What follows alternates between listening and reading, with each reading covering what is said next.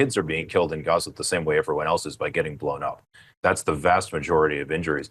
And right now, just when when we were here last year, 40 to 50% of the casualties we're seeing, and most of the severely injured casualties are kids. It's mostly with shrapnel injuries and explosions. Like just last night, maybe starting at it was about midnight actually when I went down to the ER. There was an Apache helicopter gunship attack on apparently just a few blocks that way.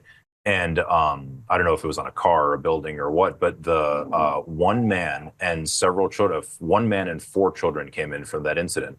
A 10-year-old girl who probably is going to lose at least two of her limbs, if not three, in the end. And then two 4 or 5-year-old boys. I'm not sure exactly how old they were. The first came in with a devastating brain injury. He was still breathing, actually, but we don't have a neurosurgeon here, and we don't have the capacity to take care of a child that's sick. So we just had to he had agonal breathing, which means he was just a few moments away from dying. We told his dad to pick him up and take him over to the area where dead kids are allowed to die with their families. That's a real thing in the emergency room here.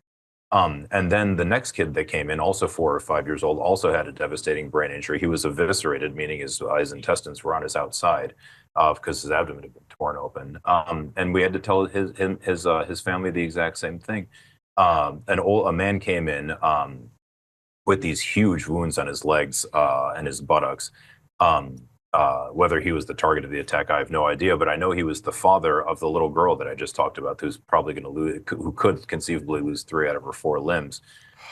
And he died this morning from blood loss and maybe from what's called a fat embolism, but it doesn't really matter. So yeah, we're still seeing, honestly, half, if not more, children who are injured, and whether the Israelis are targeting them on purpose or just killing them as carelessly as when I step on ants, I don't know, but it doesn't really make a difference.